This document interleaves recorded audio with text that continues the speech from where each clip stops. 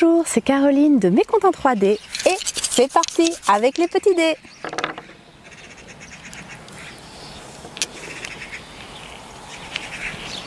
Œil, lampe,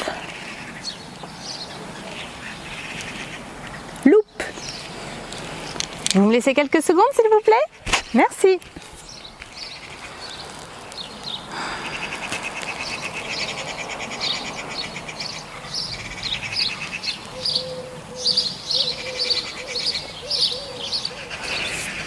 C'est parti! Il était une fois un petit garçon qui s'appelait Lucien. Un petit garçon très curieux qui aimait bien faire des recherches partout. On le voyait depuis qu'il était tout petit avec sa loupe pour regarder les petites bêtes. Avec sa lampe le soir pour regarder les animaux aussi, pour découvrir les animaux.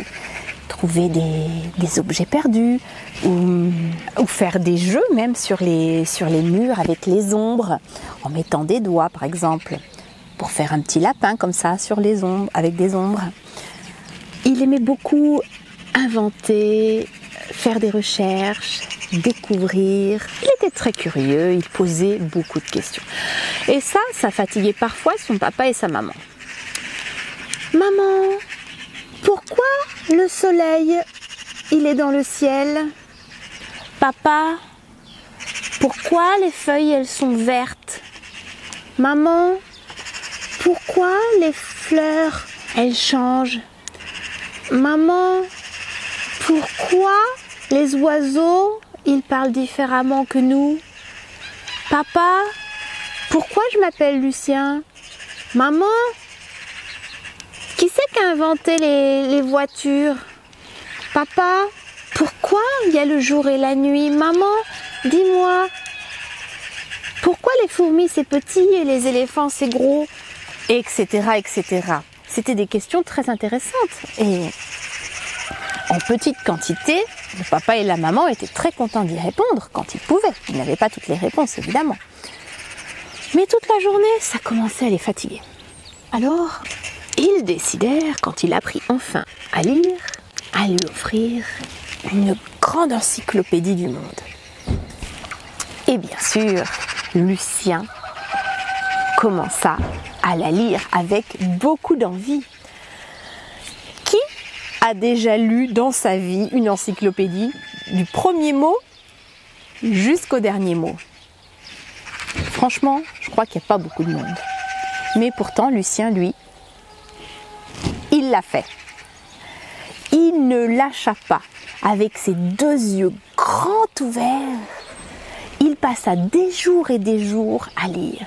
Juste un petit peu de temps pour manger, juste un petit peu de temps, juste ses heures pour bien dormir.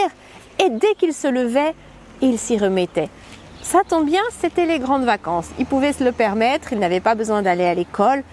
C'était petit déjeuner, lecture, déjeuner, lecture, dîner, gros dodo pour être en pleine forme et plein d'énergie, lecture. Que de choses intéressantes il apprenait. Mais quand il eut enfin terminé, c'était d'ailleurs déjà presque la fin des vacances, il demanda à son papa et sa maman, qui enfin avaient eu des vacances de pourquoi. Mais maman, comment on fait pour être heureux? C'est pas écrit dans l'encyclopédie. Alors là, la maman se dit, oh là là, mon Dieu, encore. Tiens, d'ailleurs là, c'est pas un pourquoi, c'est un comment. Mais bon. Elle se fit un massage pour prendre son cas. Écoute, mon chéri, je crois que être heureux, c'est peut-être faire aussi des choses que tu aimes. C'est peut-être, comme par exemple lire, comme par exemple découvrir des choses.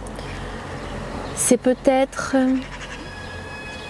être gentil et voir que les autres sont contents. C'est tellement de choses, tu sais. Et puis, c'est peut-être aussi se rendre compte que quand quelque chose nous arrive qui nous paraît désagréable, on peut aussi peut-être apprendre une leçon. Quelque chose qui nous aidera plus tard. En fait, c'est peut-être la manière dont on regarde la vie aussi. Lucien, c'est un grand. Ah oui maman, c'est vrai, moi j'ai été très heureux quand j'ai lu l'encyclopédie. J'ai beaucoup aimé. Et j'aime bien aussi quand tu es contente. Même s'il y a des choses injustes, je vais essayer de voir ce que je peux apprendre. Peut-être à être plus fort, peut-être à savoir que je ne veux pas faire de mal aux autres. Je vais voir, je vais réfléchir. Et c'est ainsi que Lucien commença à vouloir s'amuser, à être de plus en plus heureux.